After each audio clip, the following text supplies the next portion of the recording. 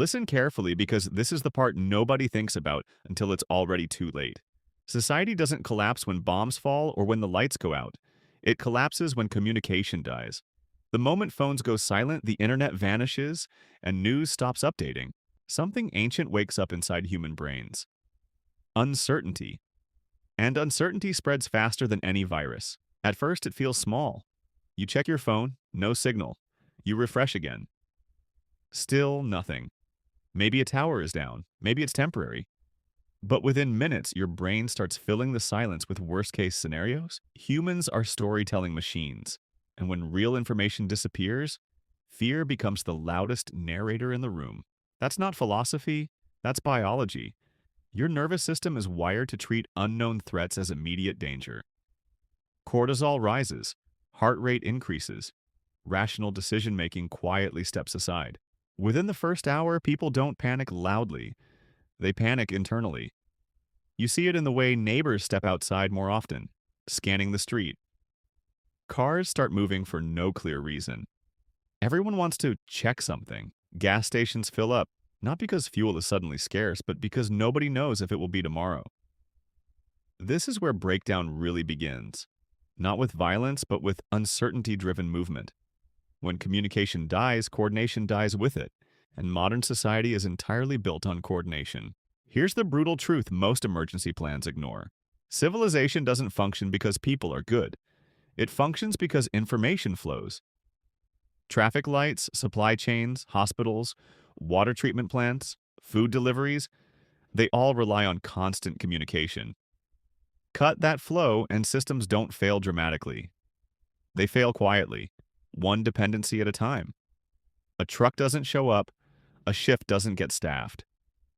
A chemical balance at a water plant isn't adjusted because no one received the update. This isn't chaos yet. This is fragility revealing itself. By the end of day one, rumors replace facts. Someone heard the outage is nationwide. Someone else heard it's an attack. Someone swears it's nuclear. Humans trust stories that explain fear more than silence that explains nothing. This is why, historically, militaries target communication before infrastructure. It doesn't just confuse the enemy, it destabilizes behavior. People start making irreversible decisions based on unverified information. Leaving homes, pulling kids from schools, stockpiling incorrectly, the wrong actions taken early compound later, and that's where survival margins disappear. One of the most dangerous shifts happens around 24 to 48 hours in, and it's subtle. Social trust begins to erode. You stop assuming systems will protect you. Police response times stretch because dispatch relies on communication networks too. Emergency services don't vanish, but they become blind. When people realize help is delayed or uncertain, self-preservation overrides social contracts. This is not because people turn evil. It's because cooperative behavior depends on predictability. When predictability dies, so does cooperation. This is where understanding human psychology becomes a survival tool. The safest individuals during communication collapse are not the strongest or most armed. They're the ones who reduce their visibility and decision footprint. Staying put, limiting movement, conserving resources, and avoiding rumor-driven action statistically lowers risk. Every unnecessary interaction increases exposure to unpredictable behavior. This isn't cowardice, it's risk management.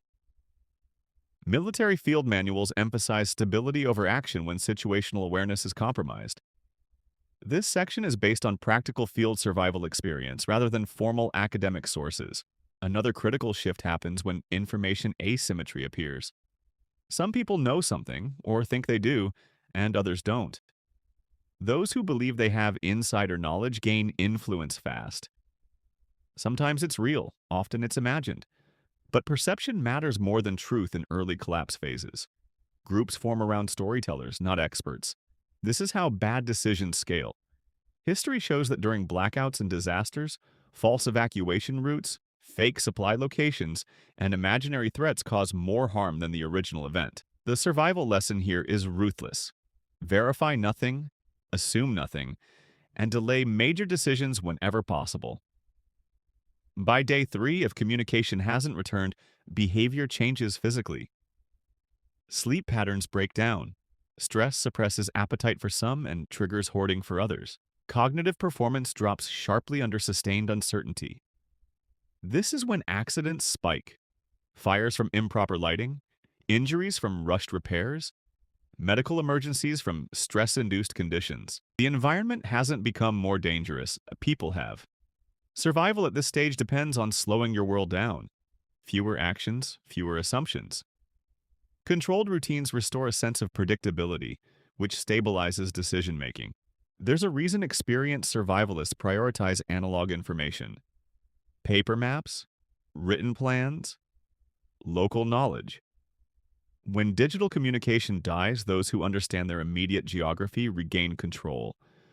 Knowing where water flows, where food sources exist, which buildings are structurally safer, this knowledge becomes currency, not to trade but to avoid dependence. Dependence is deadly when coordination is gone.